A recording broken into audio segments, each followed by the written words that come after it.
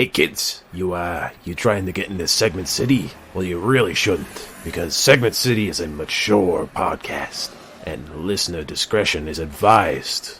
I'm just trying to look at... I know I'm in an alleyway. I know how I look, but I got some fireworks for you kids. I got snakes and I got sparklers. That's all I got. Oh, don't give me that.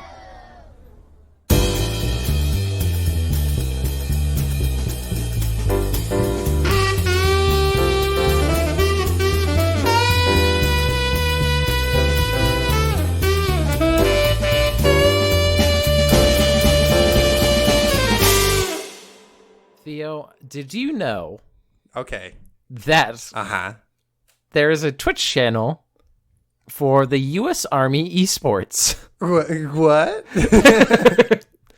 There is a U.S. Army esports Twitch channel. I learned about this because I am in a Discord channel with some friends, and they posted what people are posting in the comment section, and it's all stuff having to do with like references to like U.S. Army like massacres and tragedies and all these things of like, hey, remember this like the My Lai massacre and like all these other things, and it would just be like somebody posts a thing like that and then person has been banned, and then another person would say something and the person has been banned, and it just goes into like, man, this is a really a person says, damn, for 7,000 viewers, this chat is slower than the U.S. military pulling out of a fake oil war. It's like that kind of stuff, and the U.S. Army is just like, no! It's like fighting the rising tide. Like, you know that the internet has an infinite number of people that can make new accounts. Exactly. It's one of those, like,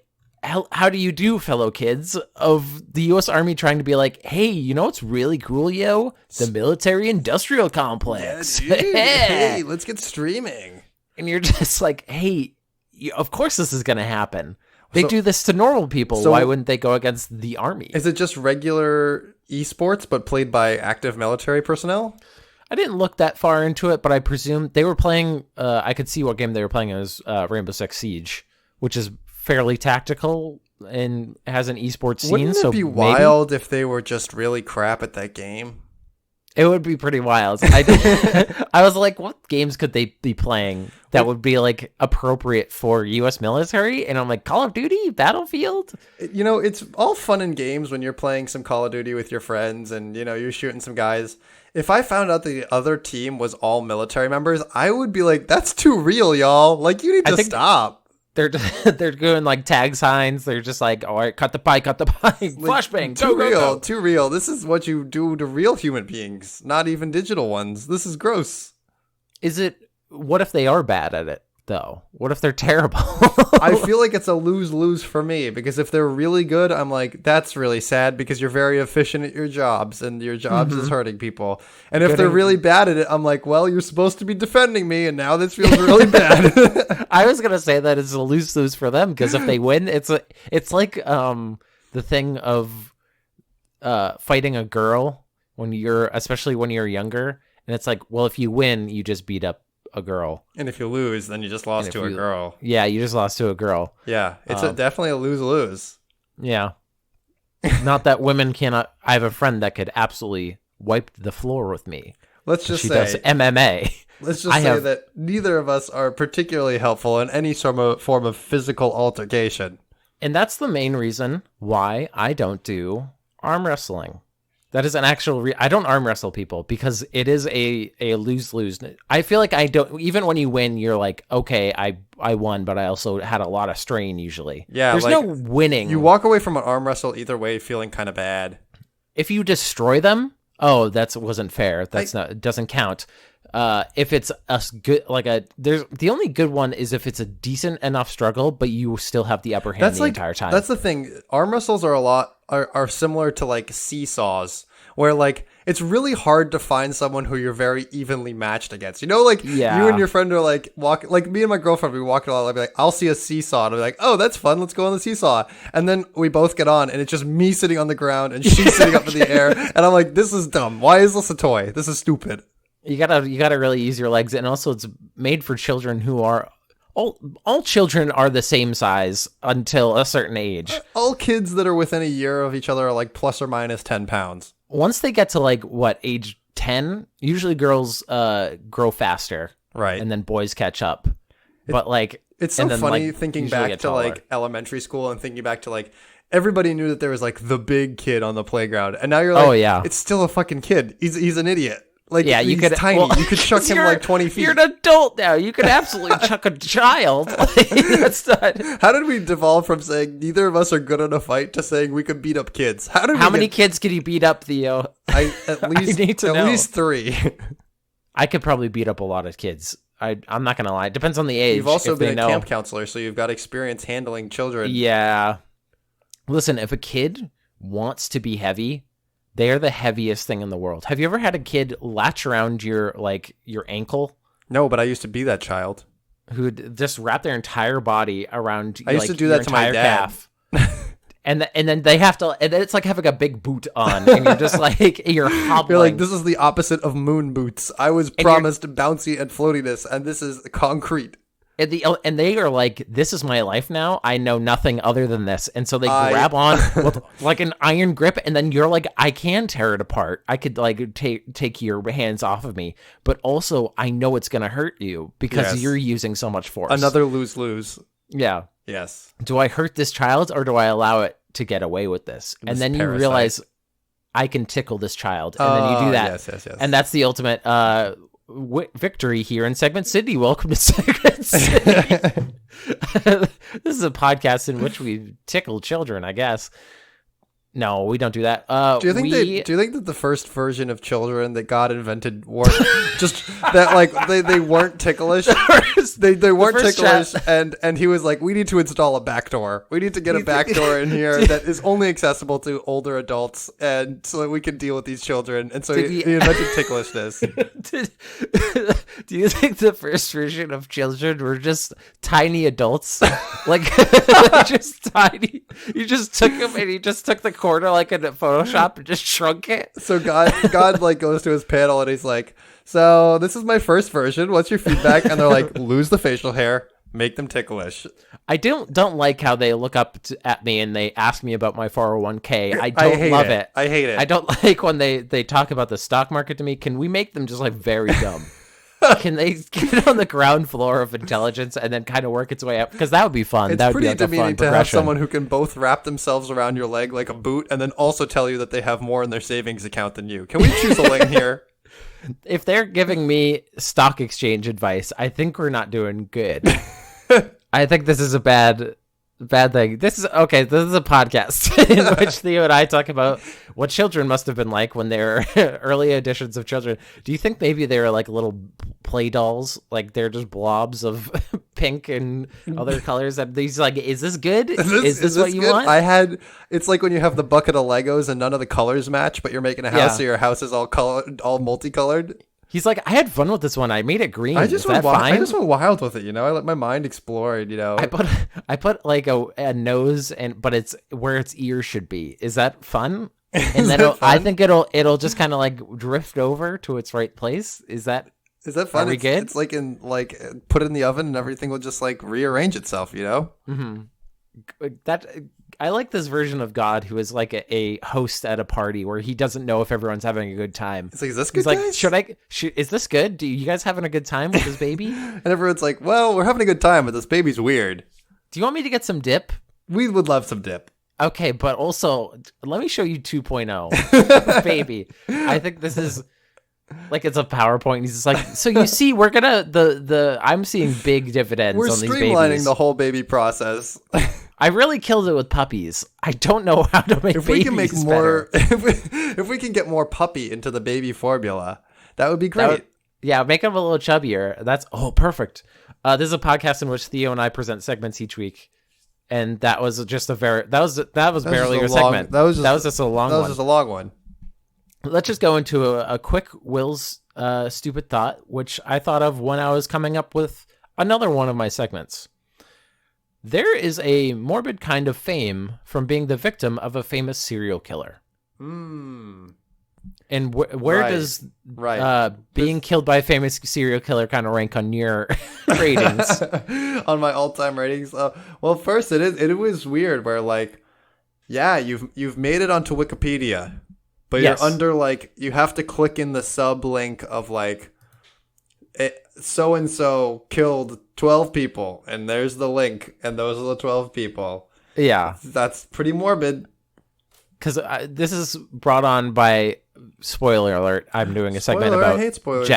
Jack the Ripper, Oh my God. who has he has 5 victims that are the canonical 5, and it's like they're all prostitutes from Victorian Wait, England. Jack the It's Ripper, like you would. Ripper only killed 5 people?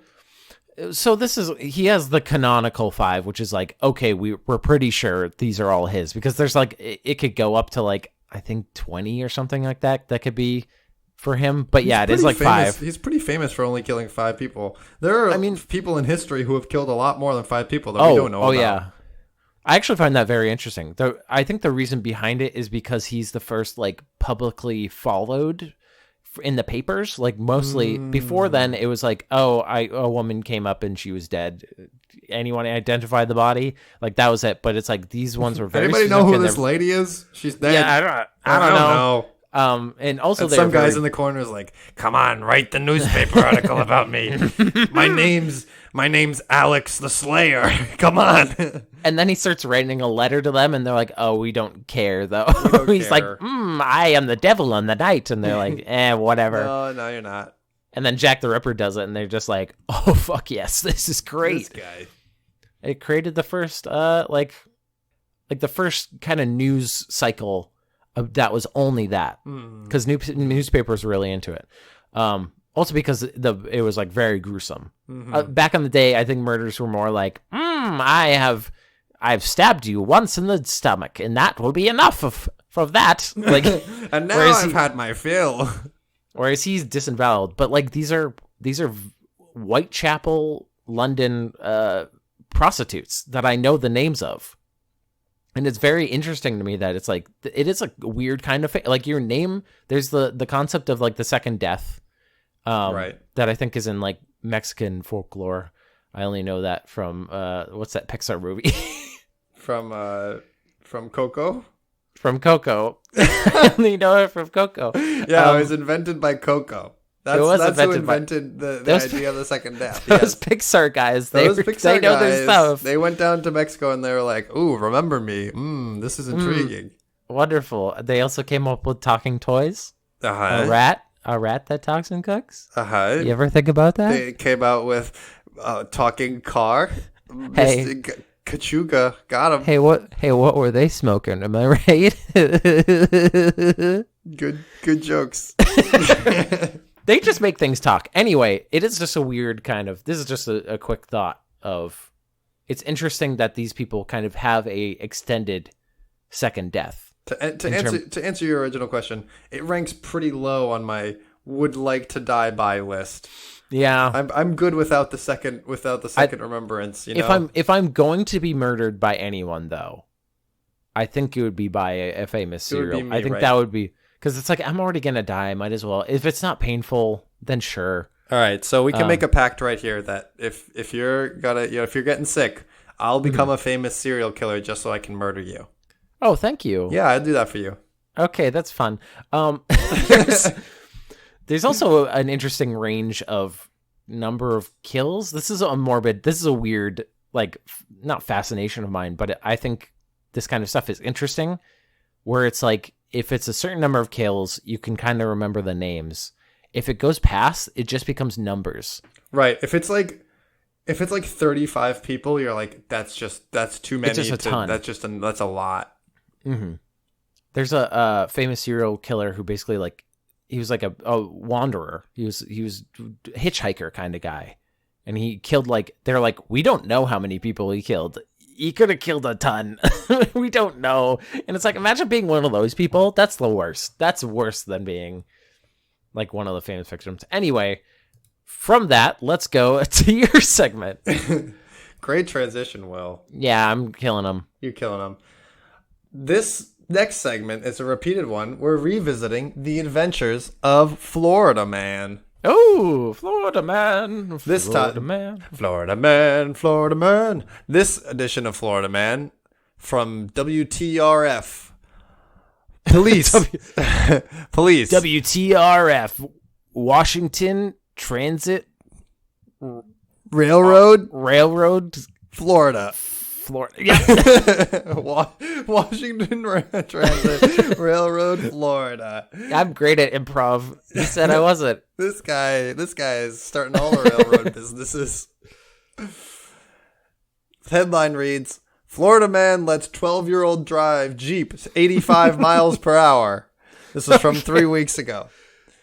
From Jupiter, Florida. A Florida man is facing felony charges after police say he let a 12-year-old drive his SUV and told her to speed because he wanted to be a quote-unquote cool father.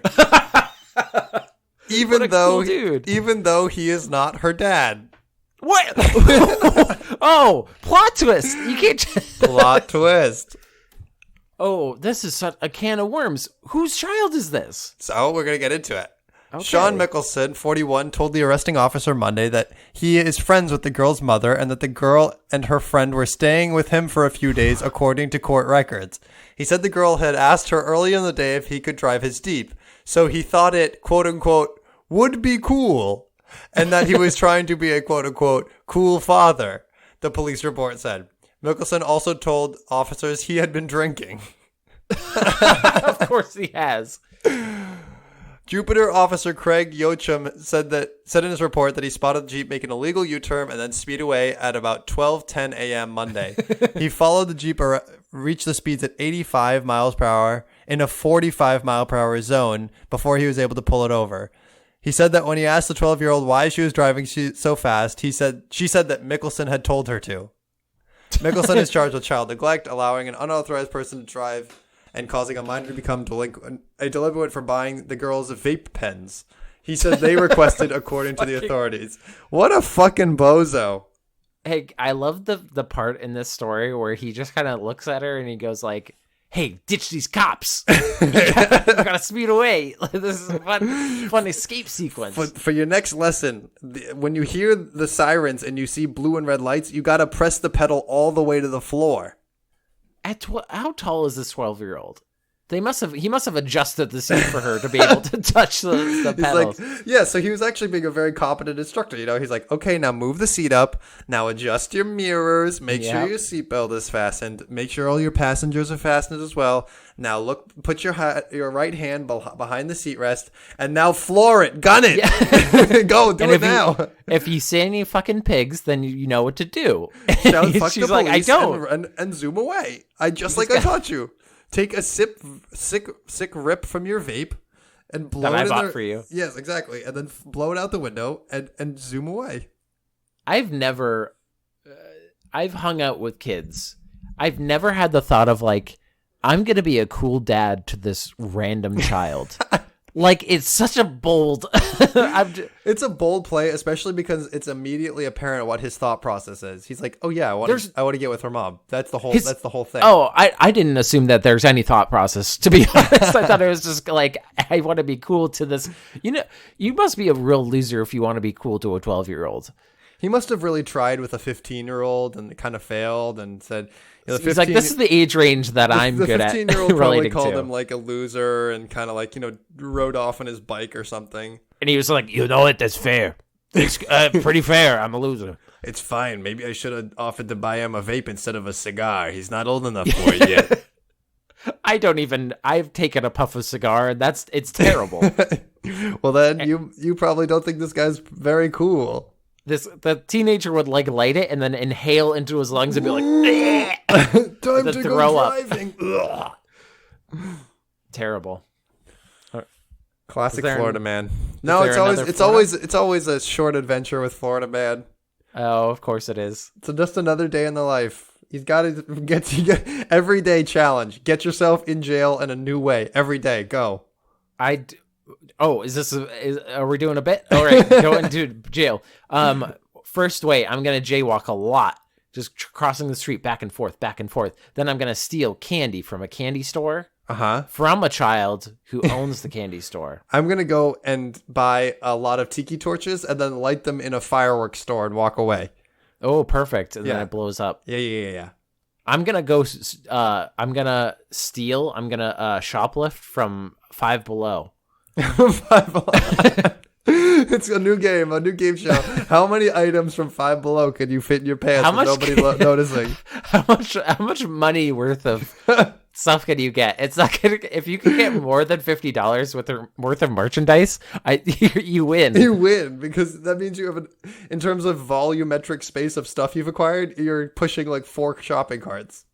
I love that this guy, the police officer just pulls him over, and the 12-year-old, he's like license and registration to the 12-year-old, and he's sipping a beer, just like, hey, I'm not drinking and driving, like she should go to jail. And he's just fine. He handcuffs the 12-year-old and puts her in the thing. He's like, you're free to go, sir. He's like, oh, God. Thank you, officer. I didn't know you could get arrested for. I didn't know it was technically called. It said allowing an unauthorized person to drive and causing a minor to become a delinquent for buying the girl's vape pens. I didn't know that that's what it was like. You made her into a drug, and now you will go to jail. I didn't know I could put the attribute of delinquent on somebody else. I kind of like that. I can make somebody else go into a child's room and you sprinkle cigarettes over their sleeping body. Like a big cake. You're putting a bunch of candles and lighting a bunch of cigarettes. Happy birthday, Timmy. I hope you're happy. And then Timmy's just like, everything changed after he sprinkled some cigarettes over me. Now I'm addicted, man. It really got me. It got me so good. I used to be an honor student. Now I'm just a delinquent. I'm just a delinquent now. Well, that was wonderful. From one crime to another. This is Conspiracy Query. Dun, dun, dun, dun, dun, dun. Perfect. That was actually a good little theme song. Conspiracy Query is a segment in which I present Theo with conspiracy theories, and he has to guess which one I made up. The rest are ones that I've found on the internet. This one, normally we do 3, and 2 of them are real. This one is Jack the Ripper edition. Ooh, special bonus edition. And this is specifically aimed at who Jack the Ripper is. Okay. Because that has been a huge... I don't think any case has been more studied than Jack the Ripper. He probably died before pointing out to the press that it's pronounced Jacques the Ripper, stupid Americans. I think he came up with the name Jack the Ripper, which is fucking so good. They let him pick his own supervillain name? When it's Jack the Ripper? Oh, yeah, you do. That's so good. You've been struck by Jack the Monkey. I mean, if it was up to the Victorian newspapers to come up with one, they'd just be like, the Whitechapel Whisperer. And he's like, no. I need to be remembered in history for all times, and it needs to be, murder oriented. The Slippered Slayer. And he's like, no, I'm not wearing slippers. No, that's not it. Keep. What's the next one? Come on. You could do better. The Effeminate Killer. Oh, come on. Now you're just insulting me. The Ugly, Unseen Intruder. It's like, okay, come on. The man with the very small pee-pee who also happened to kill a few folks. He's like, come on, man. I've been working hard on this. There are certain names for serial killers that are like not good. I think one of... Like, do you know BTK, Bind, Torture, Kill? He was a serial killer. He would go into people's houses. I think his name was like, for a long time, the Screen Door Killer or something like that. I'm like, that's the worst. Okay. It sounds like he installed a bunch of faulty screen doors and killed a bunch of folks. Yeah, exactly. All right. So this is who the identity of Jack the Ripper is. The first one is a theory called the Royal Ripper. That Prince Albert Victor was the Ripper. He was one of the princes of the time. Number 2, that the presidential Ripper. President at the time, Grover Cleveland, was the Ripper. In America? Yeah, he would come over and murder. They think that he came over on a boat. Yeah. Stayed at the embassy. Yeah. Had a nice cup of tea. Uh-huh. Killed a man. Yeah. Had another nice cup of tea. Yeah. And went back to America. Yeah. Okay, that follows. Sure. Okay. I put that in between the Royal Ripper and this next one, which is serial murderer H.H. Holmes was also Jack the Ripper. I don't know much about H.H. Holmes. Do you have any more info for me? H.H. Holmes was in Chicago during the World's Fair. Oh, this is okay. And he made a murder hotel, which is the coolest thing in the world. It's not the coolest thing. He murdered a lot of people in it, but from like a horror kind of thing, it's really neat. I would have loved to be at that, be there. I would not. Number 4 is the theory of Jill the Ripper, that Jack the Ripper was actually a woman. And number 5 is I named this theory entering a wonderland of madness, that Lewis Carrol was the Ripper, the author of Alice in Wonderland. Right. So one of these is fake. Yes. We've got the royal. Yep. Who's the prince? We've got the president. Yep. We've got H.H. Holmes. Yep. We got the theory that it was a woman. And then Lewis Carrol. See, there are some of these I find very believable for like the English populace at that time. I could totally see them being like, we don't like the royals. We think they're killing us and stealing our bread. Like, I could see that. I could also say, we don't like the Americans. They're stupid and stinky and they're stealing our bread. I could see, what was the next one? Oh, we get the Chicago. Yeah, H.H. Holmes. That's a little bit more highbrow theory. Highfalutin. It's a little farther away from stealing bread. I could see Jill the Ripper. She's a woman. We hate her. She's stealing our bread. What's with you with the bread? It's murdering women. Alice in Wonderland. Oh, he's just a crazy boy who writes books. He's probably trying to steal our money and our bread. Stop with the bread. These poor women's stomachs were full of bread before he cut them open and stole the stinky bread. The stinky bread. She wants it. She must have it. So which one of these? I think the fake one is Grover Cleveland. I think it's a little far fetched to be a real thought. That the president was coming over and murdered people. I think it's a little too. That's your final answer? A little too convenient. Yes, but I have to put the addendum on this that I'm notoriously very bad at this game, and you've expanded my options from 3 to 5, bringing my odds down by a solid 13%. Here's the thing, though. You're correct. Yeah! That was the one I came up with. What I meant to say was I'm the best at this game, and you adding more options has only made me stronger. I have expanded your mind. That's what I thought you were going to say. Like, I've thought of new things because I keep on losing. Yeah, Grover Cleveland didn't do it. No, of course he didn't do it. It's a very dumb theory. But it is one that I was like, maybe. I looked up. I had my own kind of brain fart when I was researching this because I was like, Grover Cleveland, okay. Who was after Grover Cleveland? Because in 1888 is when these murders take place, and I was like, oh, there's an election that went on, and he lost to this guy named Harris, and then I was like, right, that was a president, President Harris, sure. Here's the thing, though, after Harris is Grover Cleveland again. Wait, what? He just took a term off? Yeah. He lost, and then he came back and is the only president to ever do that. He was like, look, maybe I wasn't so bad. Maybe you want me back. Who even remembers Harris? Am I right? And I'm just like, you're kind of right. I don't remember Harris. I don't remember. Like, remember all those shitty things I did? Not me. I don't. But we also don't like Harris. Do you want me to go into some of these? Please dive in. For the Royal Ripper, Prince Albert Victor, could the Whitechapel murderer have been a member of the royal family? It's a radical idea that was first seriously proposed in the latter half of the 20th century when fingers began to be pointed at Prince Albert Victor, son of Edward VIII and grandson of Queen Victoria, who died of pneumonia at 28. Several decades into the 20th century, a certain Dr. Thomas Stowell wrote an article which heavily implied Prince Albert had committed the Ripper murders after being driven insane by syphilis. So he was banging some prostitutes, and he was like, time to kill him, I guess. Time to die. You gave me syphilis, and now I'm fucking crazy. Now I'm wild. Grasping for any circumstantial evidence he could, Stowell compared Ripper victim mutilations to the evisceration of deer shot by royals on their country estates. He's like, have you seen them shooting deer? It looks exactly like this. He's like, they disembowel it like they disembowel. Literally, every hunter does it. Damn it. That's not a very good. Don't you know how they take the organs out of an animal before eating it? It's exactly the same.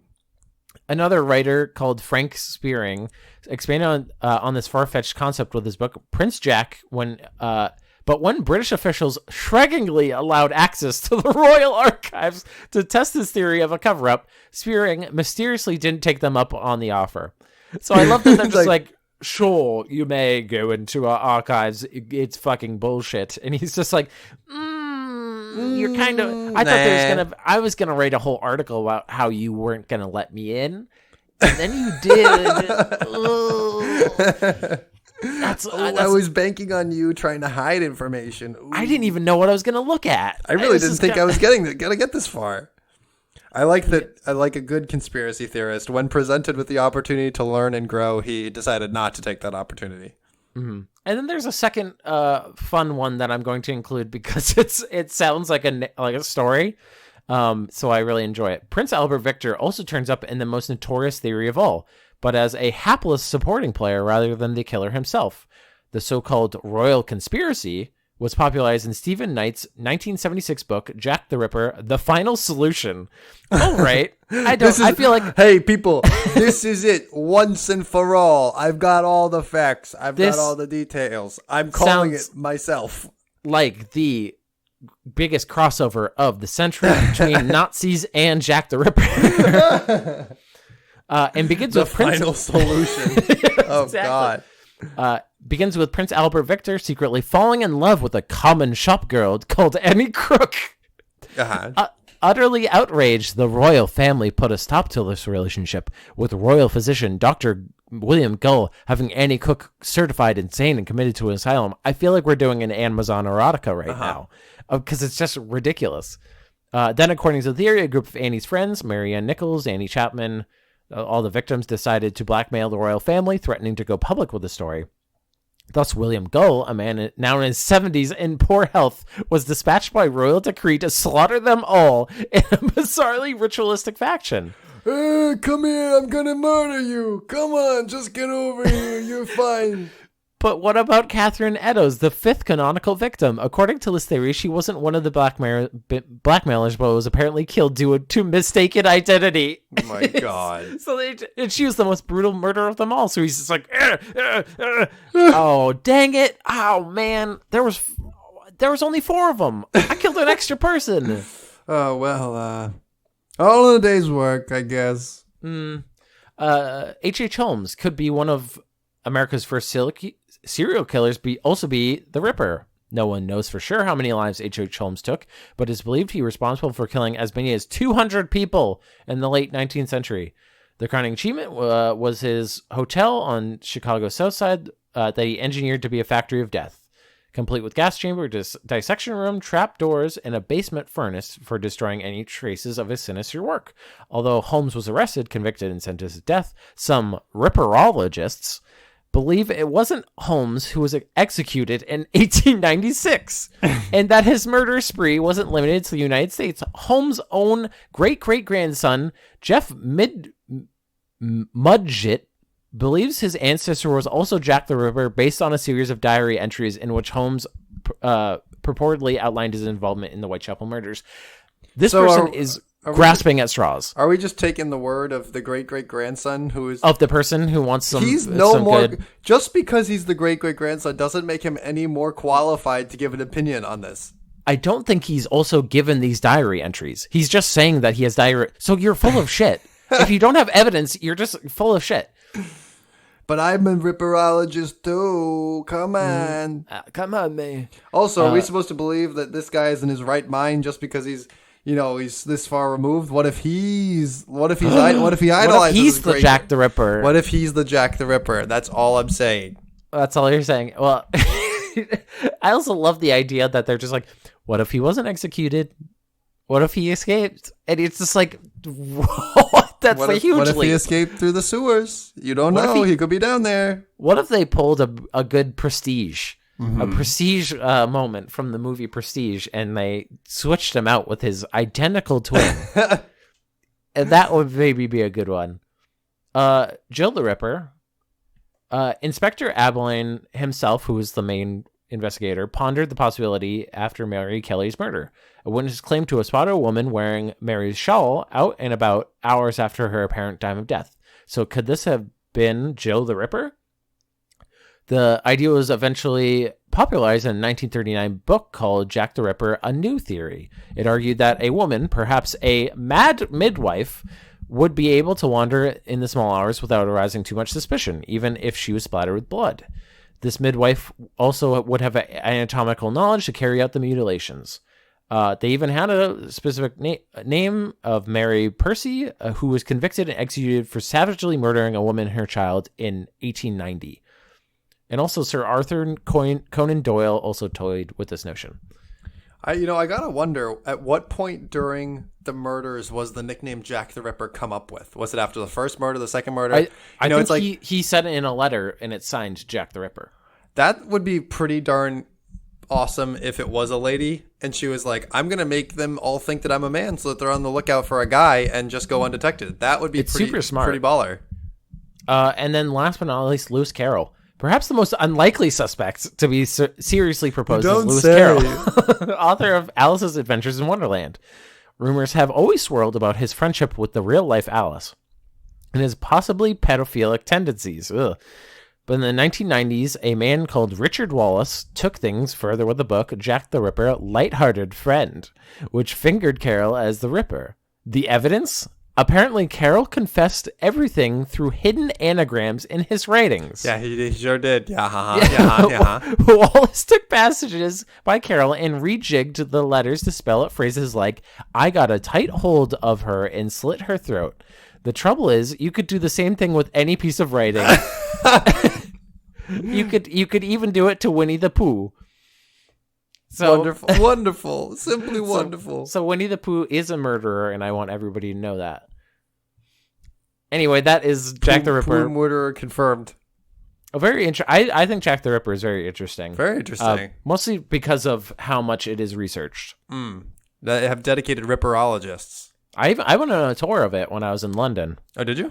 Yeah, you just mostly like walk around to the places, but it does add a little bit of like, you go down a cobblestone path and it's like, yeah, so you see that construction zone because there's construction everywhere. It's like that she was murdered like right about there. And you're just like, oh, I can kind of feel this. Yeah, but was she wearing her hard hat?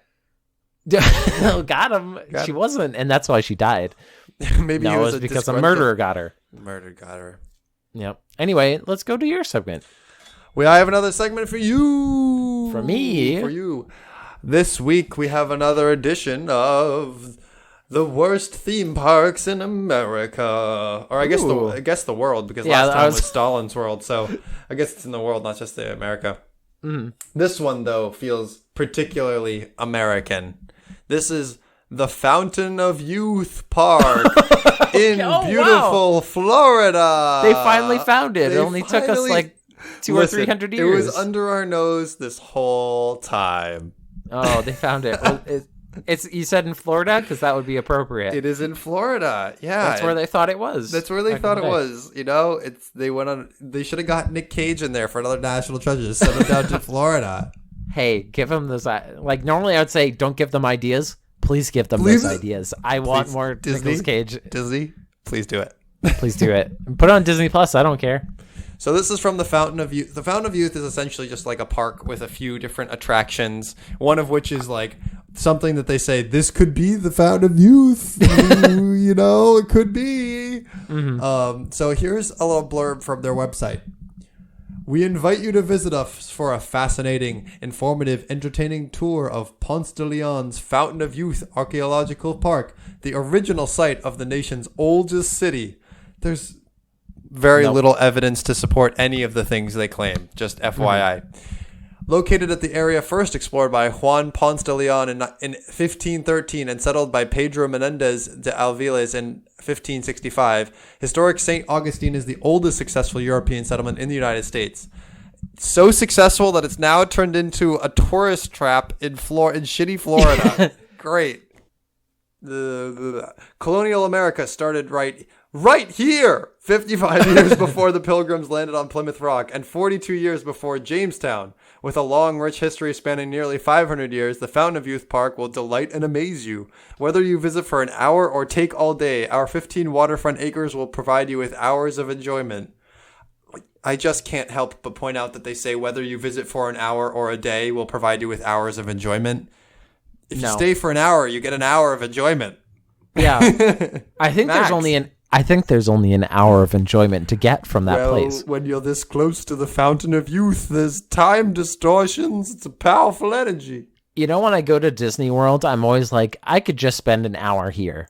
I'll just take a single hour to be at Disney World. Nobody's ever done that in the world. You can't do anything in an hour in Disney. You'll stand in line and then have to leave.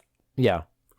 So from Wikipedia, it says, the Fountain of Youth Archaeological Park has been touted as the likely 1513 Florida landing site of Spanish explorer Ponce Leon, although no evidence has been found to substantiate this claim. Recent research by amateur historian Douglas Peck has placed another possible landing site in the vicinity of Melbourne Beach in Brevard County. The park contains a well claiming to be the freshwater source referred to by Antonio de Herrera y Tordesillas and supposedly sought by Ponce de Leon, but there is no supporting evidence. Archaeological excavation by Dr. Kathleen Deegan on the park's grounds in the 1990s uncovered remains of the first Spanish settlement and its fortifications in St. Augustine. I just love how many qualifiers there are that, like, there's no evidence. There's no evidence. I think that's a running theme with this is, hey, you said that earlier that it might be the Fountain of Youth. It's unverified. I think you can verify that. I think that's something that's actually very easy to verify. Dunk somebody in. Do they stop aging, or do they do they not die? Just check on them. Have we found it? Have we found the cure to all of the things? There's so many old people in Florida. You can just dunk one of them in and see if they die. Just get one of those planes they use on farms and sprinkle all of Florida with this water. Just see if it saves everyone. It's wild to me. So the history of this is actually something I think is pretty interesting. So it says, beginning in the 1860s, there were a series of small attractions on the grounds of the present-day Fountain of Youth Archaeological Park. These attractions showcased a well describing as a spring and the attractive grounds surrounding it. The attraction was enlarged by Luella de McConnell in 1904. Diamond Lil, as she was known, fabricated stories to amuse and appall the city's residents and tourists until her accidental death in 1927. So she basically was someone who was like, this park has a history of just being fake. Yeah. Like someone made it up. Yeah. Yeah. But it wasn't like a vague, like somebody somewhere made this up. They have the name and date of someone making this up. Like, they know the details of the lie. Here's the thing, though. Scientology is a full religion. Mm-hmm. And we know that L. Ron Hubbard was full of shit. Mm-hmm. And he was a science fiction writer, and yet people still go to it in droves. So the fact that I think nobody's really looking into the history of this fucking park. So I watched, there's a video on their website, and it's... Okay, this is what I'm envisioning for this park. It is just... I just imagine a big fountain. Yeah. And that's it. So it's a bit better than that in that they have some well-maintained grounds. Like, so it's got some natural beauty to it. But then there is like a place you can go and you get a little Dixie cup and you dip it in the water and you drink it. And that's the main attraction. I'm not going to do that. Yeah. There's probably so many pennies in there. I don't want your dirty penny water. Yeah. So the intro video begins, "There's only one name for adventure. The Fountain of Youth." I think I'm good. I don't know if there is only one name for adventure. I'm not sure there's Fountain of Youth. There's one name for adventure, and it's Indiana Jones. But also, there's the Fountain of Youth. Remember Ponce de Leon? Do you remember him from, like, middle school? He's back. Well, he's back. In the video, they say, "The birthplace of St. Augustine. No fewer than 4 times." And then the activities they show are like some people shambling around holding flags, like half LARPing, but mostly just like walking around. I love that image of just like old people just shuffling their feet, like, "Oh, get us to the fountain quick!" Exactly. Come on, why are you holding us up? They show some people squatting in mud. Don't know why they have that. Love that. That's some good Woodstock kind of vibes. So here are a couple reviews from Yelp. Lori O says, "Don't drink the water. My mother was just there last week, and we had to take her to the emergency room Sunday night. She was vomiting, and her stomach was really messed up. After 2 days of testing, the doctor came in and asked if she had been out of the country and drank the water. She said no one, and told him. She said no and told him that she had been to the Fountain of Youth. The doctor proceeded to tell us that she evidently got some kind of parasite from the water. She now has been in the hospital for 3 days on a liquid diet while they try to flush it out of her system and give her 2 pints of blood to replace what she has lost through vomiting and bowel movements. 1 star." Jesus. I think they should implement a 0 star just for that. If you have to go to the emergency room and get 2 pints of blood, that's probably pretty bad. But the hospital experience, 5 stars. Make it a drinking fountain of youth. Like, just make it something that it's not like feeded water, like non-flowing water. Maybe they should get some sponsorship. There's a sponsorship opportunity. The Fountain of Youth, brought to you by Brita Filters. Yeah, exactly. By Poland Springs. Another review. Jeff N. "They say when you visit St. Augustine for the first time, you should go to the Fountain of Youth once and drink from the spring. If you drank a cup of water, you will live forever. That's why, to ensure I live forever, I had seconds and thirds, but no more than that. Otherwise, I would have felt like a hoarder. But I digress. 3 stars. I love that he was so into it, and he was like, "The water wasn't great. Also, I see wrinkles. I think it is. I've been bamboozled. I did drink it 3 times. Maybe the spell is broken. I think know. Is it like I love you not kind of thing? Like you drink it once, I love you, but if you do it too many times, if you have an even amount, you're done." All right, I got a couple more reviews. All right. Nicholas says, "After wasting $30 to get in for 2 people, I am happy to see that there's a liquor store next to the park.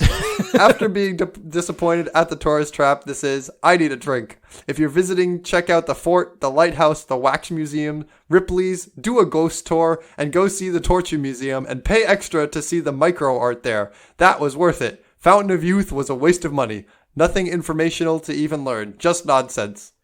I was like, wait. The review is like, at least there's a liquor store. That's the most Florida thing. The review is helpful. Like he's like, there are all of these attractions all around. Don't go to this one. They're not even good. Go to the torture museum. Like literally, why does every place have a torture museum? Can we just? I know why there's a Ripley's, believe it or not. I know why there's a wax museum. Why are there torture museums everywhere? Anyway, we're off track. That just pisses me off. There shouldn't be so much torture museums. Last review from Melody. Melody says, "I went recently to Ponce de Leon's Fountain of Youth Archaeological Park in St. Augustine.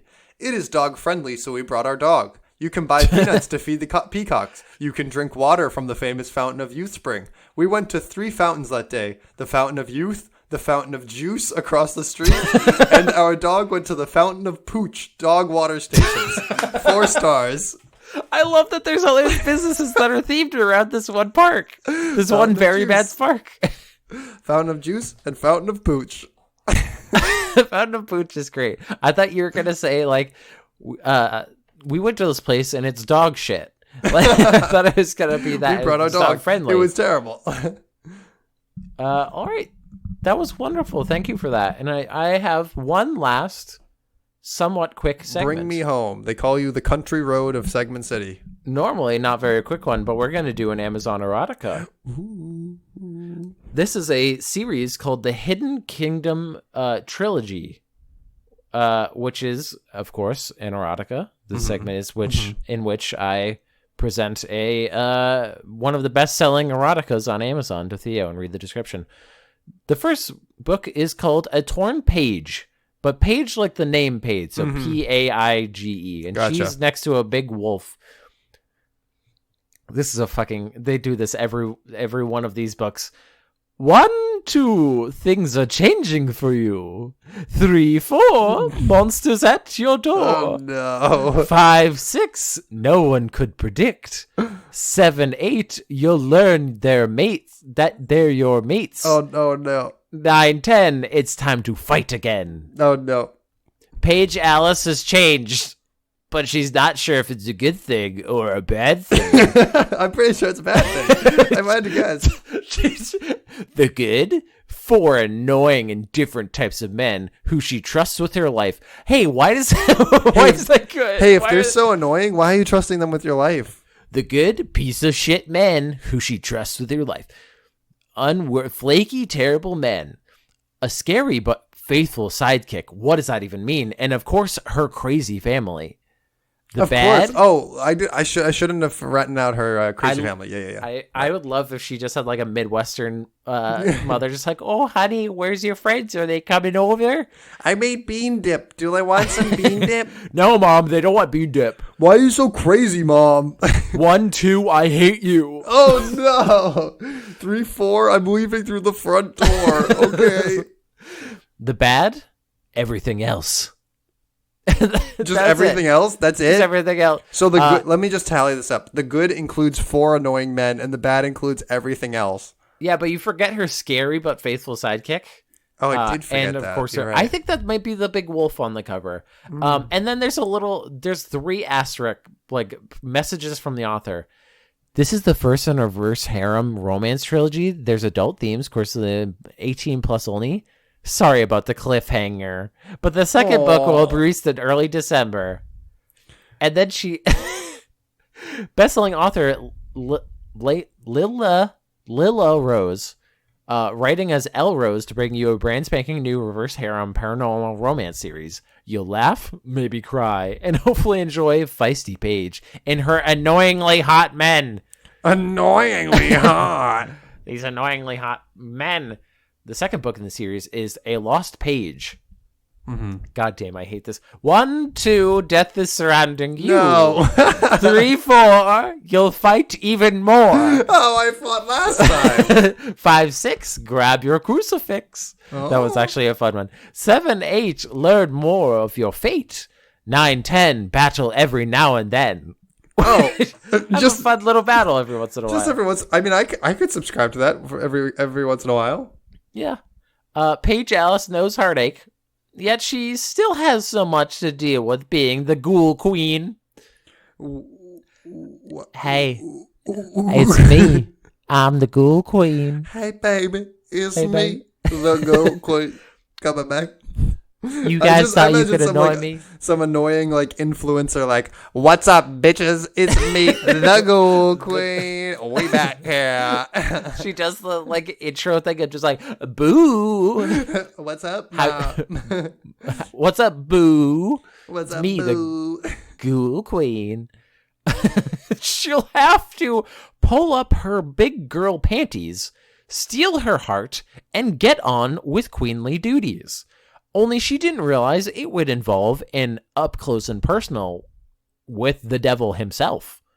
She really upgraded men. She went right to the Prince of Darkness there. Yeah, she went right for it. And also none of the annoying men. She really upgraded. And then last but not least, because this cover is just, it's her and she's surrounded by just a series of twinks. Mm-hmm. Just a bunch of just in all different flavors. It's great. It's wonderful. There's a Jacob from Twilight looking guy with a suit with the thing open. Great. Okay, good.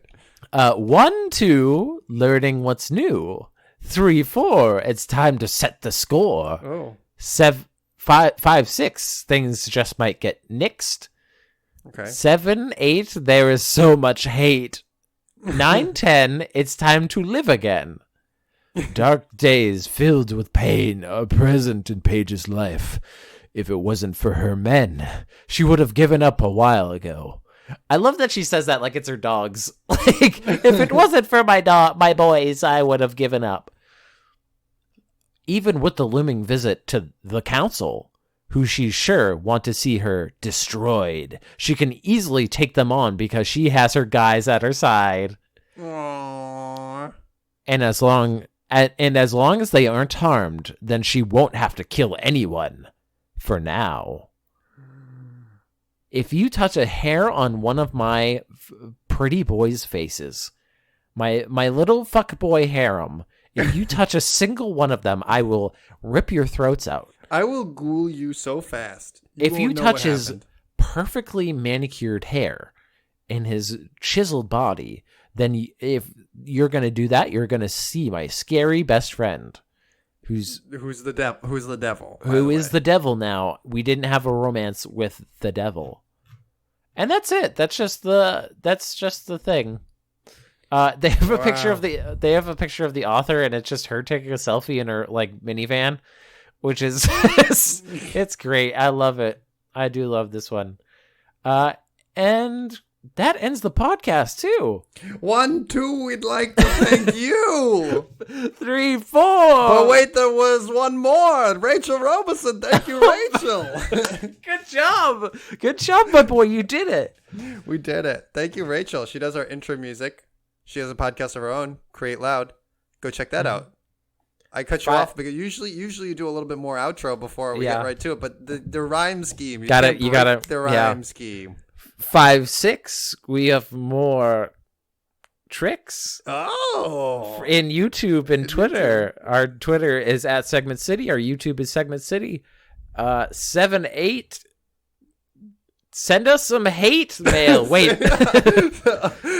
Don't send us hate. Don't send us hate mail at segmentcitypodcast@gmail.com. Send us any segments that you want us to do or any other stuff. Any hate mail and leave us a review. Wait, 9, 10. We'll do it again. We have more episodes available on YouTube and and other podcast services. And recommend it to your friends. Leave a star rating. Leave us a review. We would love that. And I think that's about it. 11, 12. I'm out of this shit. I'm done. I'm fucking done. I'm done with this. Good night. Good night.